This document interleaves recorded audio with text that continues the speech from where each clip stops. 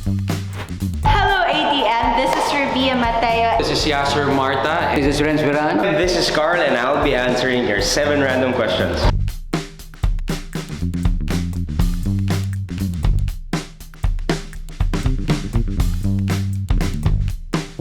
Ay, ako?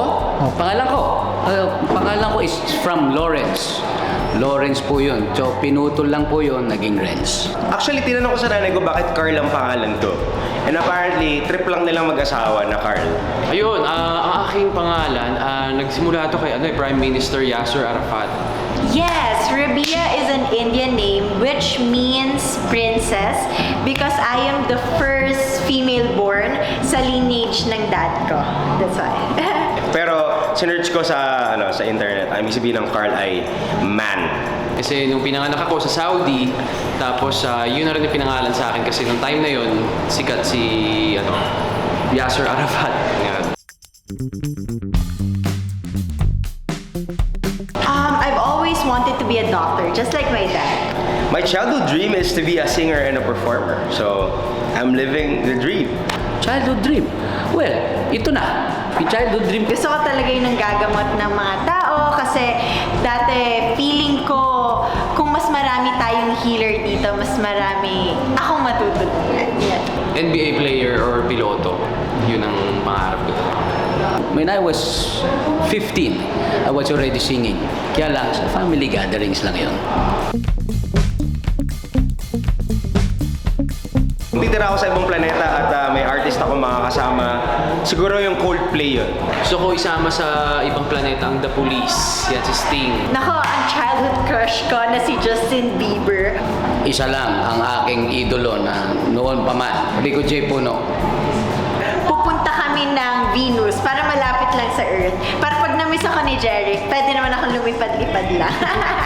Kasi mahilig sila sa mga interplanetary, mga ganyan mga things na mga tugtog nila. So, feeling ko magko-complement sa outer space yung music.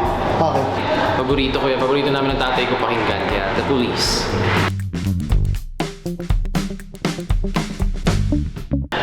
Sa alternate universe, ako po siguro ay isang lawyer. Siguro isa akong mekaniko ng sasakyan. Mahilig ako magbuting-ting. Kung hindi ako artista, and siguro may pera kami, I would probably be a pilot. Ay, ano ko, siguro office work. Baka.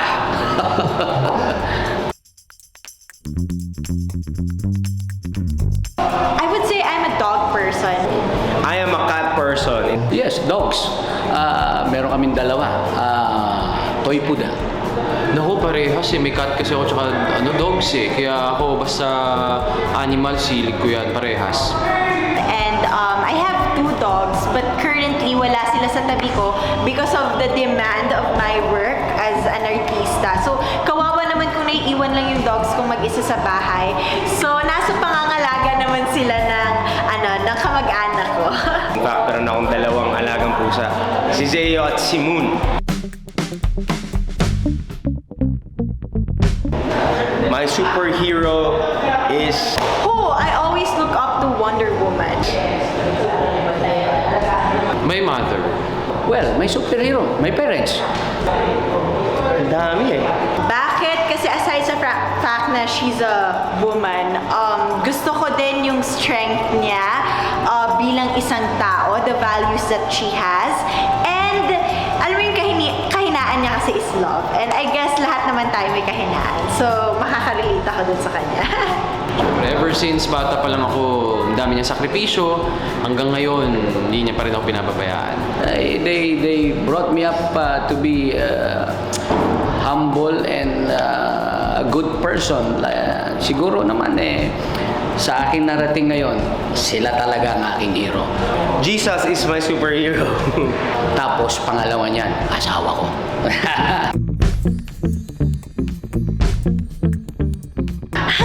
Wala akong talent talaga. Hindi ako marunong kumanta, hindi ako marunong sumayaw. Actually, lakas ng loob lang talaga kung bakit nasa showbiz ako. So, Ang hidden talent ko po ay, ako po ay magaling magluto ng mais. Ayan, specialty ko po yung buttered corn. Wow, proud na proud. Dahil kasi mahilig po talaga ako sa mais. So, usually I make my own buttered corn. Okay. Kaya kong i-wave ang aking kilay.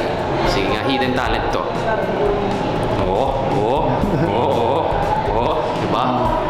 Hidden yun, wavy. Okay. Drawing. Marunong ako niyan.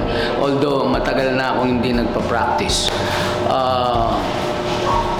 Yun lang. Siguro. Yun lang. Siguro rap na lang. I was 3 years old nang ikaw ay na-meet na pahanga ako. Charot lang. Alright, thank you guys for watching ATM. At i-follow nyo na din ang ATM on their social media account. Don't forget to watch TikTok Lab, TNK po. Thank you for supporting original Filipino music. Thank you!